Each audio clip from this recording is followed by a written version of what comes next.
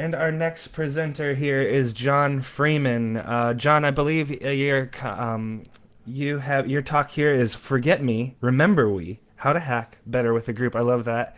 This presentation will cover best practices to finding a group of skilled colleagues to work together in teams to maximize skills against a target. John will provide some background, some tips and tricks on how to best find others who can help, what to look for in potential teammates, best practices, and working together, and tools and tricks to help maximize teamwork. And he had even more in there, but I had to kind of cram it down there. So John's got a lot of great information that he's going to share with you real quick in this 30-minute segment. So take it away, John. Thank you so much for joining us.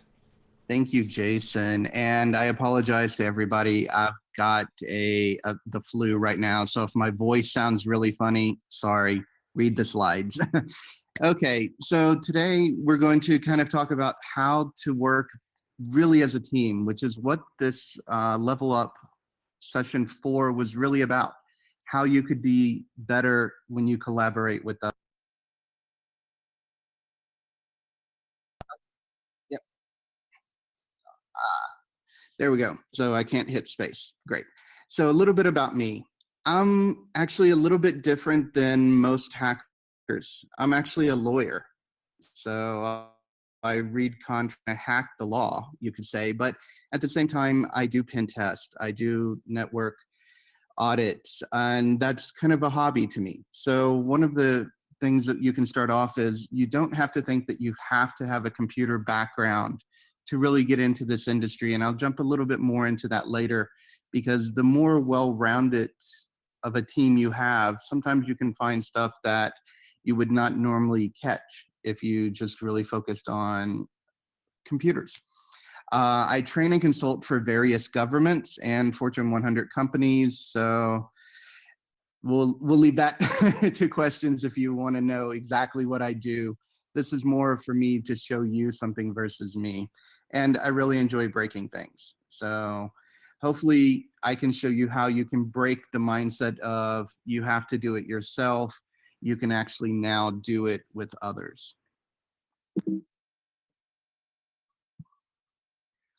So a lot of what I'm going to talk about today is really nothing new.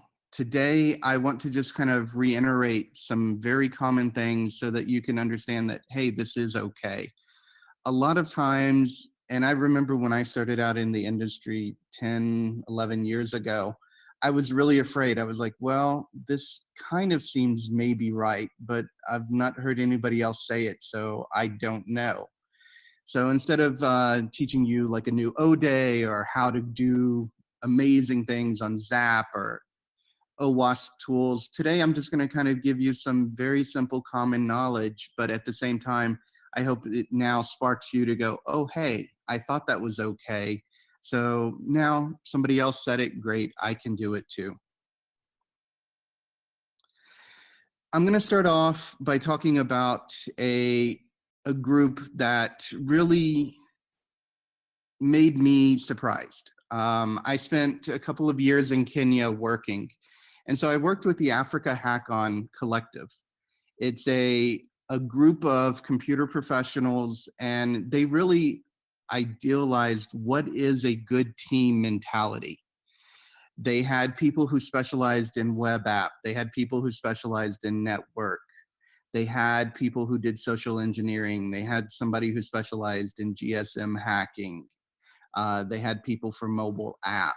So they had a wide variety. So when a client came to them and said, hey, I need you to do a pen test on my network, and can you also test my mobile application? They had the skill set right there. Working with these guys in Kenya, it was amazing. It opened my eyes to see that so many different aspects of security could easily overlap with each other. Prior to working with the Africa Hack On team, I was really concerned because I was more of a network person. I love to pen test. I love to break into a server. I love to break things, as I said earlier. But working with these individuals, I saw that some of the skills that I did from a network perspective We're also very useful in mobile applications, for instance, our GSM hacking. And so it was like, oh, great. Thank you for opening my eyes and let me see that even though I focus on one thing, I can spend time and start to learn something else because a lot of the skills overlap. Often when I speak to people in the industry, when I speak at conferences or I go to different events, many people focus on, I want to do one thing. So that could be, I want to only focus on bug bounty, or I only want to focus on mobile app testing. But in reality, don't focus yourself so narrow. You can try to broaden out into different aspects. The more well-rounded you are, the better of a bug bounty person or an attacker or a blue team member or even purple team for those that do both. The more well-rounded you are, the better you're going to be in the role that you are doing. We're going to first start off on how do we find others? Because that is one of the key problems. A lot of people don't understand, how can I collaborate? Philip's talk earlier was great. All throughout yesterday and today, you've heard from many people saying, working together does work. It does help. So I'm going to go over just some very key points on how you can find others, what you should look for, and how not to do it. I've been approached by many people throughout the years asking, just like Philip had, can you be a mentor to me? Can you train me? Can you teach me? I really want to do this. But sometimes those people are either a little too enthusiastic or they're just a little too pushy. And that's really not good.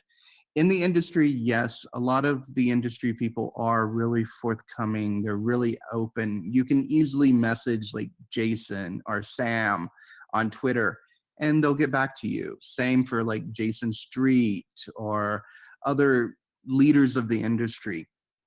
So with that in mind, when you're looking for others, the best thing is just ask. Really don't be shy. I had that problem. I remember the first conference that I went to way back in early 2000. And even though I had been doing it on my own for many years, I wanted to kind of jump into the industry better and say, hey, can I meet new people? And I stood at the back of the conference hall and I just stood there. I didn't talk to anybody. I was scared too because I was seeing all of these people that I had read on Twitter or I had seen present online, and I'm just like, I froze. I didn't want to talk to anybody. That was the wrong move. I found everybody there was so welcoming. So when I finally went over and said hello to somebody, the first thing they did was start introducing me to everybody else around that they knew. This is our industry. Everybody is open, or well, not everybody, but most people are open. They're willing to help. They want to help. They want to give back. So just don't be shy. Go up to somebody and say, hi, my name is whatever. I am new, or I don't know how to do a mobile app pen test, but I heard your talk. Can you please explain or give me some idea? Everybody here wants to see the industry grow. We want to see you get better bounties when you're on Bug Crowd. We want to see that you do better things if you're working on some open source tools or making your own tool. Also, go to security group meetings, go to different conferences, go to events. The more that you get out and the more that you get known, then it's easier to find people that you want to collaborate with. The first time I had to do a major pen test of a very large scale organization, I was terrified because they gave me a very small window of time to complete the testing. And there was no way I could do that on my own. I was lucky to get the contract, but I was then, once we were scoping it, it was like, oh my God, I can't do this. This is way too much. What am I going to do? What am I going to do? What am I going to do? So I went to a local security meeting, and the people that I knew there, I was like, oh, hey, you specialize in this, or you're very good at that. Would you guys want to help me on this project? And we all can make a little bit of pocket money. And everybody was like, yeah, great. It looks good for resumes. So most people will jump out and say, okay, yeah, I want to help. Or it's a way that they can learn something new. Also engage in constructive online post chats like Twitter or Discord. The key word here is constructive. Don't just sit there and be negative or troll the whole time, which is funny coming from me, because if you ask anybody in the industry that knows me, I'm probably one of the biggest trolls. And so I will troll you on Twitter. I will troll you at a conference. I was at a security conference in Singapore, maybe 4 or 5 years ago now. And I hacked the whole conference, and I trolled people throughout the whole conference because I took control of the Wi-Fi and had a blast just messing with people. So don't be me is what I'm saying. Try to be constructive. Jump in on talks where people are asking, like, what's a new tool to use, or how could I do something? Be able to show what little skill or what vast amount of skill you have. You want to kind of say, hey, I know this, but I don't know that. Can you help me learn that? Or can you help me with that? And another good way to really get where you meet a lot of people that are wanting to help and would love to collaborate with you is to contribute on an open source security project. If you are a coder, which I find a lot of people doing bug bounties, they do have a coding background. Jump and try to write some code for like OWASP tools, or try to fix a problem that you might see if you're using Metasploit, or write a module for Metasploit. Doing this, you'll see that overnight, you'll have so many people that are like, hey, great job, can you help me with this, or can I help you do something? Your group of people that you can then call on becomes so huge almost overnight. I don't have a coding background, and so often I have to go to people that I know and I say, hey, I've got something in Java, can you take a look at it, because I don't write Java.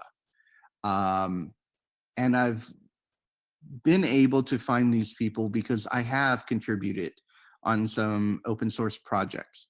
And so I know who then to go to kind of look at, okay, can you help me?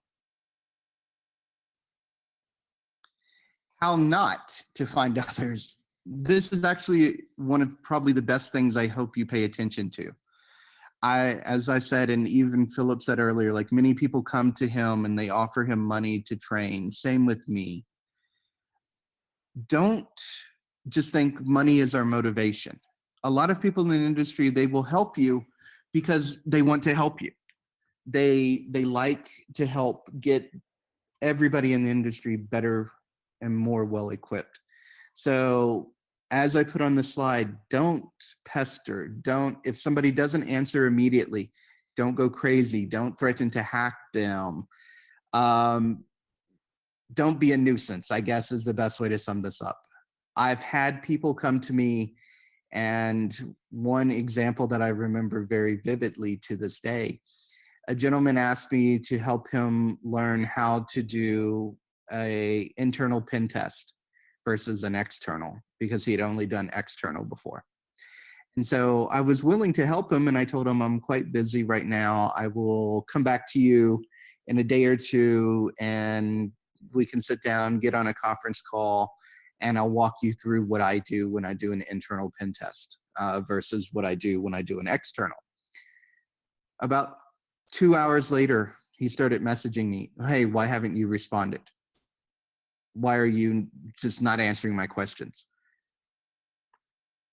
2 hours, 3 hours after that, he then started threatening, I will dox you, I will hack you, you need to help train me. Yeah, no. That's the easiest way to have somebody block you and just not deal with you. And depending on how well known they are in the industry, they could also start talking. And that could be a problem because once you get a lot of a negative reputation, unfortunately, word does travel fast in our industry. What to look for in your potential teammates.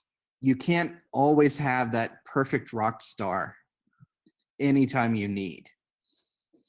So when I'm looking at people, I tend to look for people who complement my skills. I'm good on network attacks, but I'm not so good on coding. I can write a nasty exploit. I did that to pass my OSCP courses. For those who are OSCP, you know what I'm talking about. But I try to find people who do understand code better, who can look at something and be able to understand where there is a problem in the syntax so that it can help me attack. I'm not an expert on mobile apps. And so if I need to do something with a mobile app, I will find somebody that I can work with who is more of an expert on mobile app. So find somebody who complements your skills. Find somebody who's really excited about the project or the bounty that you need help with. There's been many of times I've reached out to somebody and asked them for help, and they're like, yay, yeah, I can help you, but I really don't like what you're doing, or oh, that's going to be too much work, that's way too boring. I'll do it as a favor, but really I don't want to. So if somebody's excited, they're motivated, you will find they make a much better teammate. They are more active, they will help. Where if somebody's not as excited, then you might have problems with them. Willingness to share or the willingness to learn. Anytime you work together in a group as a collaboration, you should share talents and skills that you know, and you should want to learn from others. As I said, with point number one, people that complement your skills, you're looking for somebody that knows something that you don't. And so you want to be able to learn from them. You want to be able to share what you do know in the group.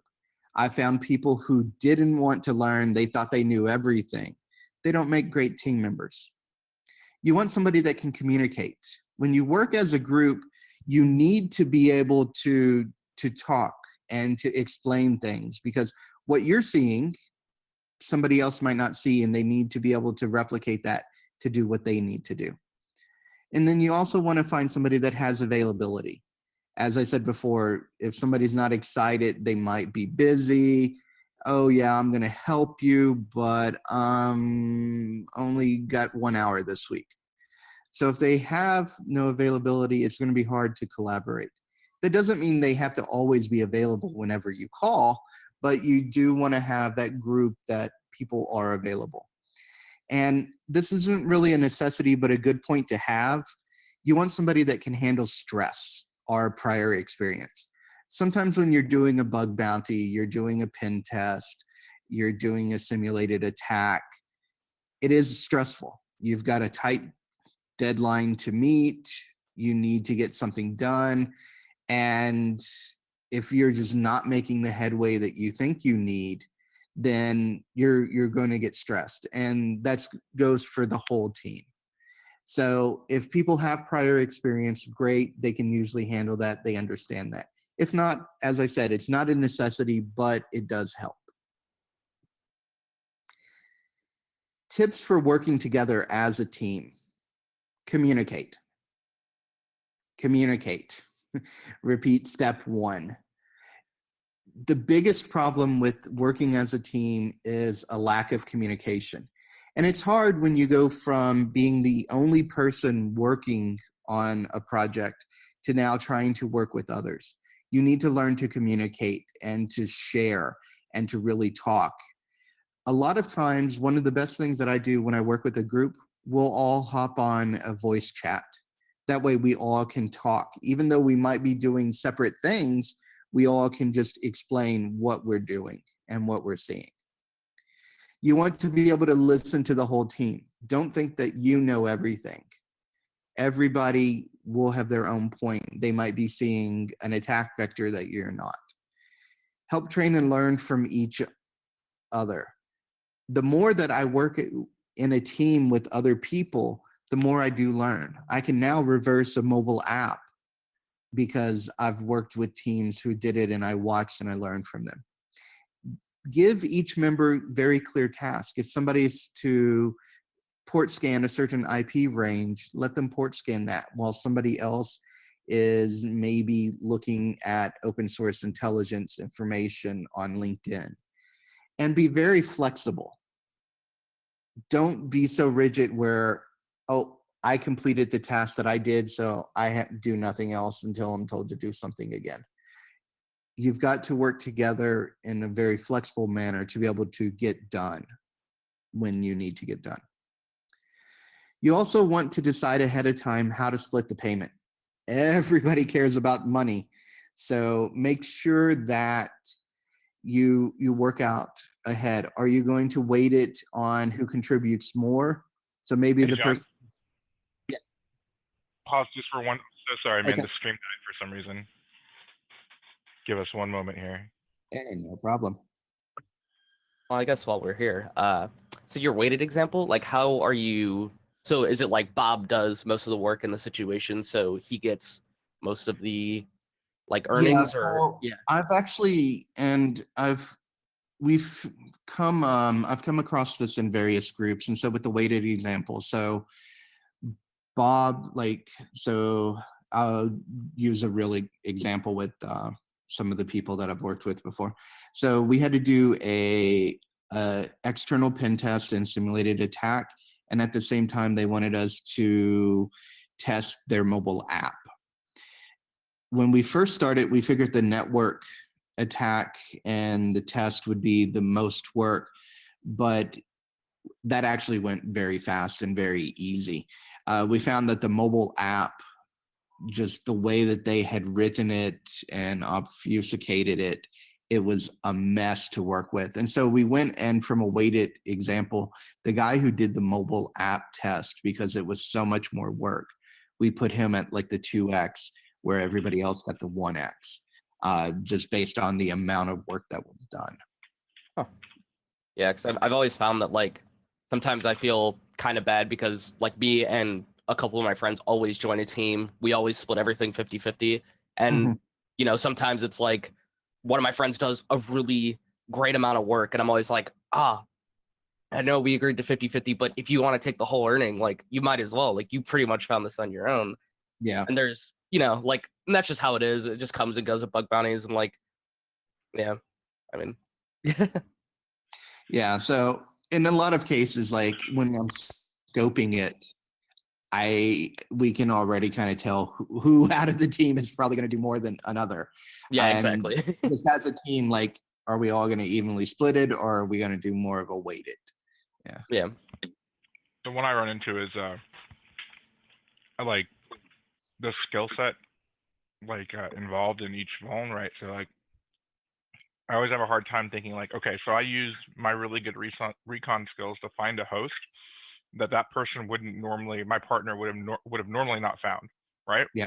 And then he finds a vulnerability, which isn't like technically like hard to do for like something like XSS or something like that, but he actually found the vulnerability on that host and I didn't. So like I always have a trouble like figuring out like who gets what. Is that 50-50 or is like finding the host easier? Was exploiting the cross-site scripting easier? So like I always have trouble with that. Yeah, and this is something I've like also ran into in like the last private bug bounty we went to. Like we were all just working in a big group, and then we were like, oh, we can drop UART shells onto this, and like, you know, Control C drops you into a shell, and then somebody like in another part of the room was like, oh, you know, submitted as a vuln, cool, got a bounty, and then it was like, okay, like he just got the whole bounty, nobody argued, but it was like, well, you know, like this other person is the one that pointed it all out, Yeah. Right. is the one that kind of did all of it. But, I mean, this could be an hour-long talk on itself. Yeah. So we It are live, by the way, but Uh, we got okay. back. So yeah, this we've caught these last couple minutes actually. Good. But we can go through the final couple slides, and but yeah, yeah, thank you for for your guys' patience, for both you Spectres and Jeff, but also everyone else who's watching. Thank you for your patience, and yeah. yeah, let's get back into it. Perfect timing. We broke it at the great point. The how to kind of really decide who gets paid what when you're working as a team. As some of you all might have heard, we were going through various cases that did happen. Do you really need to decide this at the beginning? It's not good to try to go, okay, we're midway through, we found these things, now how do we decide to break the money up? You want to decide at the beginning, is the guy who did a little bit more going to get paid more because he worked harder, or are we going to split it all evenly? Um, as I was saying, I don't know if the viewers heard earlier, sometimes when scoping out what you need to do as a team, you can decide at that point, well, it might be more work for Bob, but not so much for Joe. So let's go ahead and give Bob 2x of what we receive and Joe gets 1. Where if it really scoped out, everybody is contributing equally, then maybe it does work better to kind of make that even split where everybody gets the same amount. There is no one rule to solve this problem. You just have to really attack it on a case by case basis. And sometimes, yeah, you might feel that you didn't make enough for what you did. Other times you might feel, oh, well, I made too much. I really didn't contribute so much. So maybe next time with the group, we'll kind of spread that out a little bit better. Usually when you are working as a team, you will have that sometimes that one non-team player. With that non-team player, you really want to try to explore more of why they're not working well with the team. Could it be something happening at home or at work that's affecting them? You do want to name what you notice, but don't blame or shame anybody. So if you notice somebody's not doing something properly, you just say, hey, maybe this is a better way to do it, and not, hey, Bob, you didn't do that right. You also make a specific request or a task for that person and see if they can do it if it's very specific. Sometimes people just they don't operate really well on abstract. So if you say go attack the server, they might not know exactly what to do. But if you say, hey, go run a port scan on the server and then any port open, try to brute force it, then they'll be able to be that team player better. And then always invite feedback and comments from everybody on the team. That way you grow as a team and you learn how people felt or what didn't work, what did work. And unfortunately, if all else fails and it's not working, well, sometimes you do have to remove that person. Um, it happens. I've removed best friends of teams that I was working on just because they didn't gel with the whole team. And when working together, there are various tools that do help. I'm a huge fan of Faraday. Faraday lets you collaborate and see what everybody's doing in almost real time. The same with Dratus and Attack Forge. Attack Forge is one of the newer ones. Starting to like it a tad bit more than Faraday, but they all have their own unique ability or unique position in what you can do. When working in a large team or even a small team, that communication is the key because you need to see what others are doing so you don't overlap what they're doing. And these tools actually help that. You can go and see, did somebody do a certain test? Are they in the attack chain that you decided? So look out. You can do this over Skype. You can use Google Docs. You can do however you want, but these are 3 of the more popular tools that people are using to collaborate these days. And does anybody have any questions?